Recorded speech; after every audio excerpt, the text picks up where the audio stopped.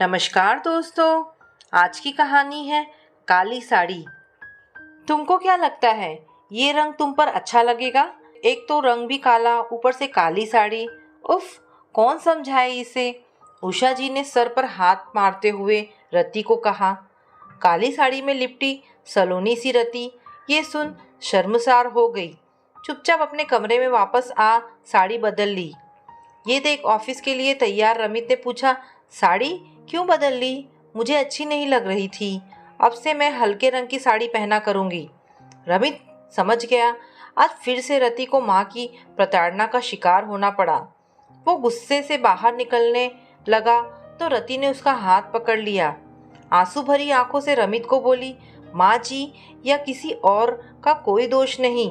मेरा रंग कम है, ये सच है। इसको स्वीकार तो करना ही है। फिर उन्होंने गलत नहीं कहा था। मुझे खुद ही काले होकर काली साड़ी नहीं पहननी चाहिए। रति जानती थी रमित बाहर निकला तो घर की शांति भंग हो जाएगी। तुरंत बोली, रमित जल्दी चलो, आज मेरी एक जरूरी मीटिंग भी है। हाँ चल रहा, पर तुम अपनी काली साड़ी वापस पहनोगी तभी चलूंगा। रति फिर काली साड़ी पहनकर आ गई। रमित के संग जल्दी कर, वो उसको गुस्सा करने का मौका नहीं देना चाह रही थी।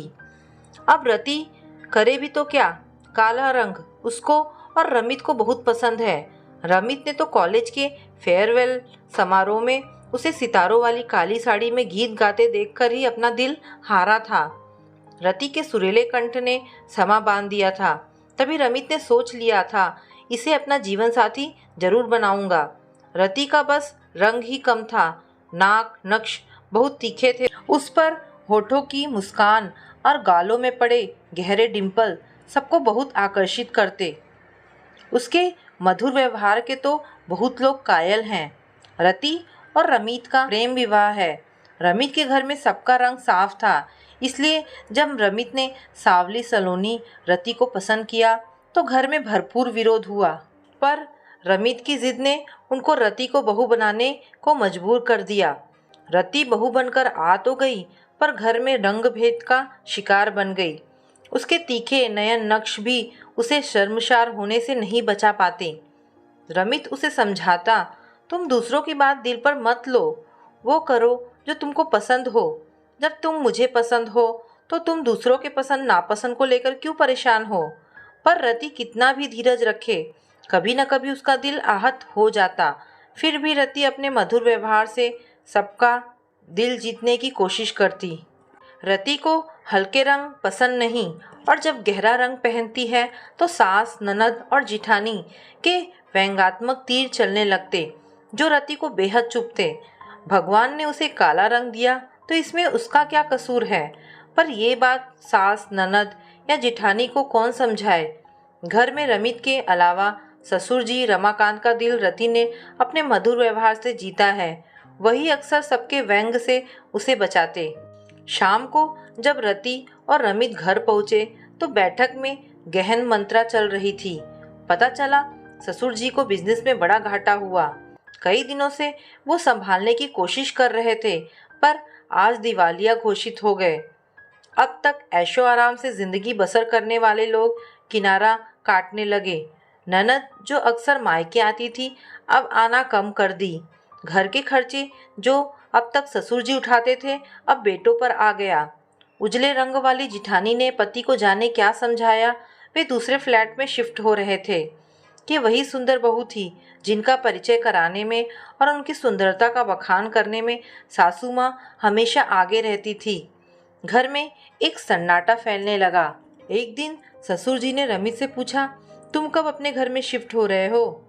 रमित के बोलने से पहले आवाज आई, पापा हम अपने घर में रहते हैं, जहां आप लोग हैं वही हमारा घर है। चाय का प्याला थमाते रति ने कहा, पापा आप चिंता ना करें, भगवान ने चाहा तो एक दिन हमारी फैक्ट्री फिर हमारे पास होगी।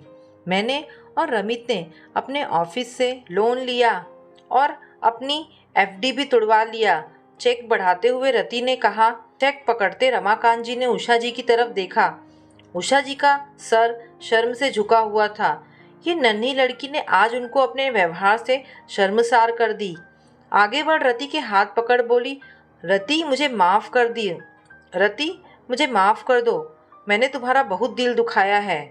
तुम जो मन करे वो पहनो। सुंदरता की परिभाषा आज समझ में आ गई। रति उनके हाथ पकड़ बोली, माँ, कहीं बच्चों से माफ़ी मांगती है? कुछ दिन बाद रति का जन्मदिन पड़ा। सबने उपहार दिया। सासू माँ ने अलग से उपहार दिया। रति ने खोला तो सितारों से सजी काली साड़ी देख उसकी आंखें चमक गई। शाम की पार्टी में सब लोग सितारों वाली काली साड़ी पहने रति की खूब तारीफ की। सासू माँ ने नज़र उतारने के लिए कानों के पीछे काला टीका लगा दिया। रमित की आंखों में शरारत देख रति शर्मा गई। मन ही मन तय कर लिया, अब रंग को लेकर शर्मसार नहीं होगी। दोस्तों, स्त्री का जीवन सरल नहीं होता। कदम कदम पर शर्मसार होना पड़ता है। कभी रंग को लेकर, कभी बच्चे ना हुए तो भले ही पति में कमी हो, पर सब पत्नी को ही बांझ शब्द से नवाजते हैं। तो कभी संतान की वजह से, तो कभी पैसों की दिक्कत से। जीवन में स्त्री और गलती एक दूसरे का पर्याय है। आप क्या कहते हैं? तो दोस्तों, ये कहानी यहाँ पर समाप्त होती है। आपको ये कहानी कैसी लगी मुझे कमेंट करके अवश्य बताएं। धन्यवाद दोस्तों।